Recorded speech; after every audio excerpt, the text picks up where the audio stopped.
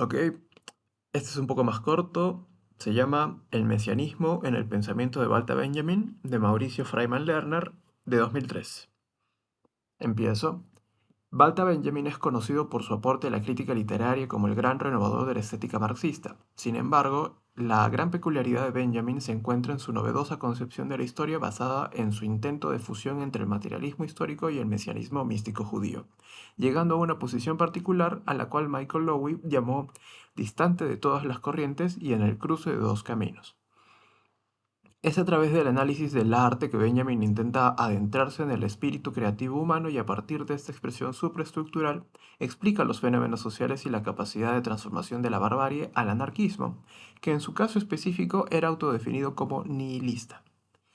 Benjamin insiste en que el desarrollo de la superestructura se encuentra siempre medio siglo rezagado con respecto al desarrollo de la infraestructura, y así sucede también con el arte, el cual debe politizarse, pues los viejos conceptos de genialidad, perenidad y misterio llevan a la producción del arte fascista. Adorno contrapone a este argumento su posición de que las reacciones supraestructurales anteceden a los cambios infraestructurales. A pesar de estar de acuerdo con Benjamin en que existe una relación dialéctica entre artista y técnicas que desarrollan cierto tipo de arte. Adorno se refería básicamente a la música y Benjamin a la plástica.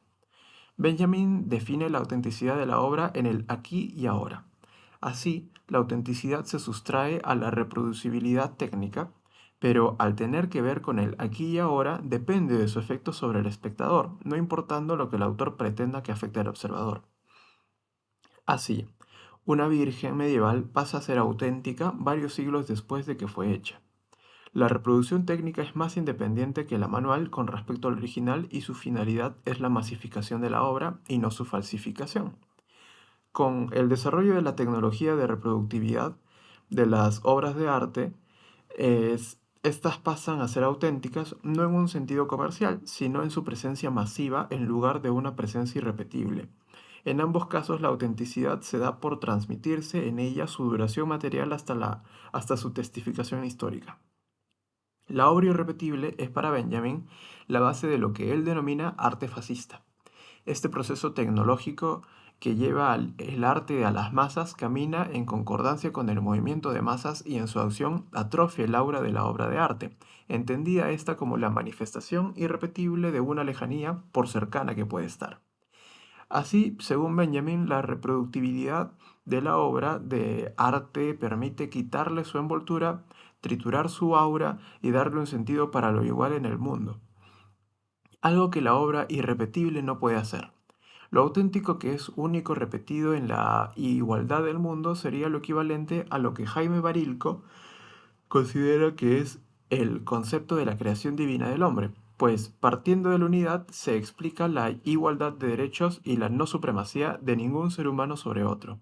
Además, hay que ingresar en este contexto la temporalidad de la obra, así como los sentidos que se ensamblan en el contexto. Por ejemplo, ídolos que eran adorados en ciertas civilizaciones pasan a tener connotaciones diabólicas, en otras o simplemente estéticas, pero en cualquiera de ellas presentan un aura por su unicidad, lo que significa que el valor de una obra de arte única se funde en el ritual en el que tuvo su valor útil, sea cual sea.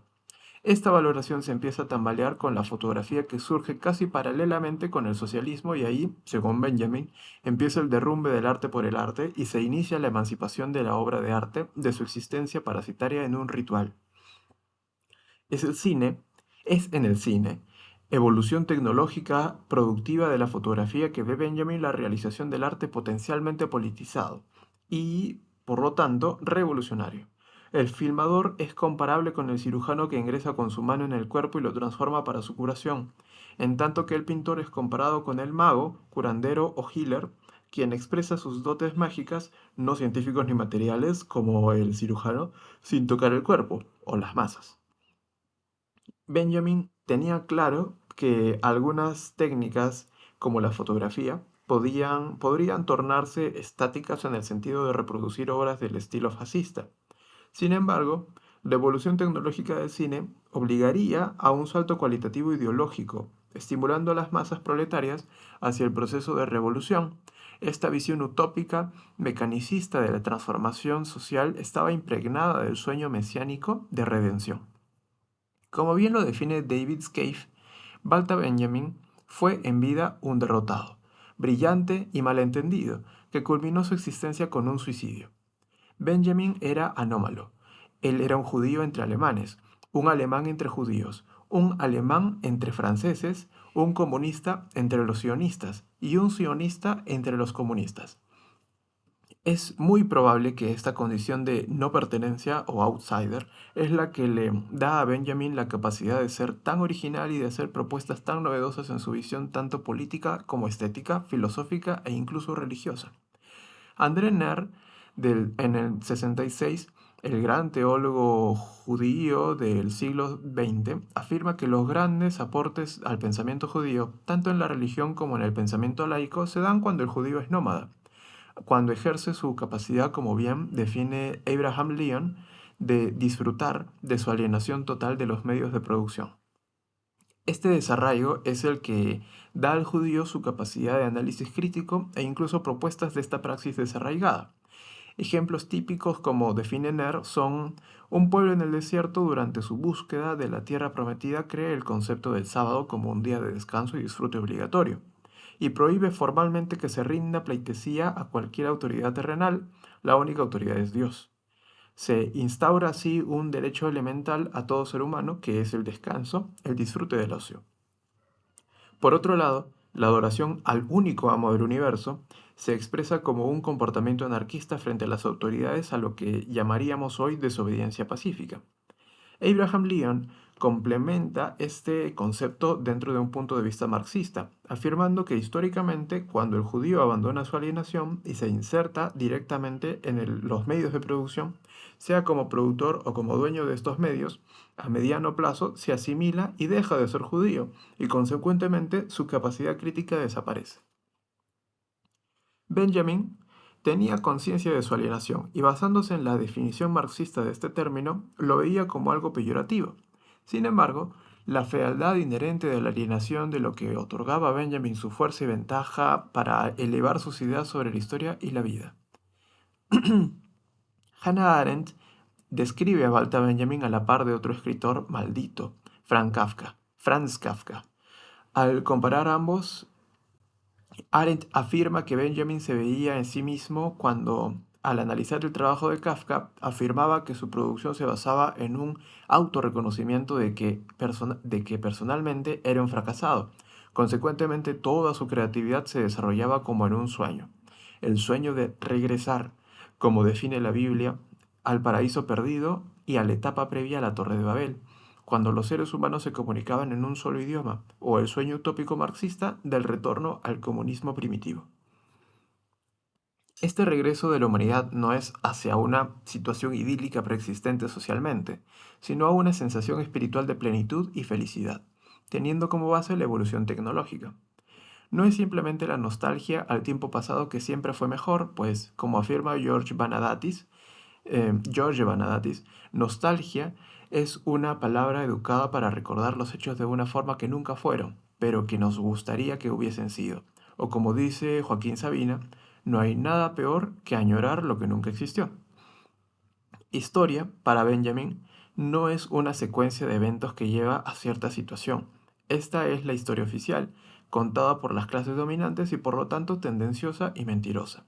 La historia debería estar alienada y por lo tanto nada tiene de secuencial, y su análisis solo puede venir de los arqueólogos, quienes tienen la capacidad de construir el pasado que está bajo las piedras, pero no reconstruyen el pasado. El pasado no puede ser cambiado, es eterno, pero la historia sí es cambiable. Varía en cada instante que pasa y dependiendo de quien registre los acontecimientos. Benjamin, al revisar los escritos de Kafka, propone que estos podrían ser agádicos o alágicos, o sea, de acuerdo con la tradición judía, podían ser historias orales repetidas generación tras generación y que no pierden su validez ética, agadá, o leyes físicas, o leyes fijas de comportamiento que no permiten juicio o análisis, alajá. Este último estaría presente en la figura de Joseph K. en el proceso. La Haggadah prototípica es la de la historia del éxodo de Egipto, con el trasfondo de la lucha contra la esclavitud y la opresión en todo su contenido. La única forma de ser objetivo es estar alineado en el papel del traductor. Benjamin afirma que el arte refleja una condición física y espiritual del autor, pero no importa la respuesta que se obtiene en el espectador. La aproximación de Benjamin al marxismo se da a través de su relación con Bertolt Brecht, quien representaba la aspiración artística de Benjamin, pues basaba la reacción del público en su capacidad de alienación. La repulsión que siente al asumir conciencia de que está alienado hace que el espectador se involucre. Deja de ser mero observador para participar en una actitud crítica y lo que Brecht esperaba, la autocrítica. En este mismo sentido se refiere Benjamin al desarrollo de la tecnología de la productibilidad del arte, de la reproductibilidad del arte, la cual llevaría a la participación del espectador proletario a interrelacionarse con el arte y a partir de ahí a ser sujeto activo en la producción artística, no como en el caso de las obras majestuosas típicas de expresión del poder, a las cuales las masas son inducidas a admirar, como símbolos de reverencia hacia el aura de represión que representan. Para Benjamin, esta es la típica obra fascista, pues son obras que rehúsan su futuro al autoaclamarse únicas y eternas. De ahí el temor de la burguesía no solamente frente a la ruptura del arte que realizan los surrealistas, equivalentes artísticos a los anarquistas, sino frente al desarrollo tecnológico que sacaba el arte del poder restrictivo en que se encontraba. El concepto de autocrítica en Benjamin tampoco era el ortodoxo utilizado por el Partido Comunista, cuya organización Benjamin no compartía e incluso consideraba sin sentido. Para él, autocrítica estaba más bien relacionada con el concepto de tikkun, de la cábala judía. Tikkun significa corrección o reordenamiento personal dentro de una reorganización social, la llegada del Mesías o de los tiempos mesiánicos. Lo arriba expuesto lo arriba expuesto sería el concepto mesiánico secular que finalmente Benjamin adopta partiendo de una base romántica alemana, kantiana, recibiendo la influencia de de Gershom Scholem en mística judía y Bertolt Brecht en materialismo histórico. Benjamin termina sin concretarse como define Lowy en el cruce de dos caminos. Benjamin en sus primeras etapas ataca fuertemente la estructura del Estado basada en la forma opresiva y función reaccionaria de la sociedad moderna. Nietzsche llama al Estado el más frío de los monstruos fríos. Benjamin ve en las clases proletarias las fuerzas que a través de la revolución eliminarían el ciclo de opresión y llevarían de regreso al paraíso perdido. Este no era para Benjamin un proceso histórico inevitable. Más bien se trataba de una tarea urgente con el fin de utilizar el desarrollo tecnológico para el bien de la humanidad, en lugar de la catástrofe que deparaba el fascismo. Según la tradición judía, los tiempos mesiánicos llegarán cuando el líder, el Mesías, el cual puede ser cualquier persona, aparezca e impere una sociedad de paz absoluta. Pero el Mesías solo se hará presente cuando todas y cada una de las personas cumplan con los 613 preceptos bíblicos, de los cuales 600 se refieren a la relación ética y moral entre los seres humanos. Además, este hecho solo sucederá después de un gran caos. El fascismo no era para Benjamin un fenómeno ocasional, sino una expresión normal del Estado capitalista opresor, y sus consecuencias claramente llevarían al caos. La revolución proletaria era la forma de responder a este desastre y llevar a la humanidad a cumplir con el tikkun. Benjamin ve en la barbarie fascista de la modernidad la imagen en espejo de la verdad y la felicidad que, según él, el anarquismo lucha por alcanzar a través de la violencia. El concepto romántico de violencia, tal y como Alain Finkielkraut define al terrorismo como un humanismo que tiene prisa. La exageración a veces mística de las posibilidades revolucionarias pasan a ser tentaciones para todos aquellos que no están en una lucha real por el poder y están presentes en el pensamiento de Ernst Bloch y de muchos de los miembros de la Escuela de Frankfurt. Benjamin, sin embargo, no temía exponer la relación que él veía entre materialismo histórico y teología, por lo que Scholem lo llamaba un teólogo de lo profano. Benjamin utilizaba terminología teológica para expresar la tesis de que se interpone la revolución proletaria con el concepto de Mesías, la sociedad sin clases con los tiempos mesiánicos y la lucha de clases con el poder mesiánico. Además, la revolución que no llega está a las puertas como el Mesías.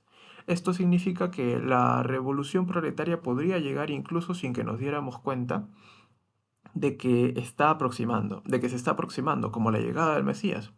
Benjamin intenta basar esta teoría en la afirmación marxista de que el proletariado puede no tener conciencia de las tareas históricas que le son inherentes.